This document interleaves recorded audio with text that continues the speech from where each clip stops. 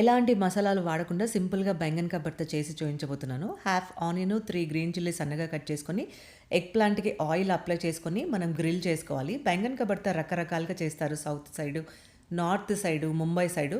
మనం ఎలాంటి మసాలాలు లేకుండా వేడి వేడి అన్నంలో కానీ, రోటీలో కానీ అదురుసుంటుంది.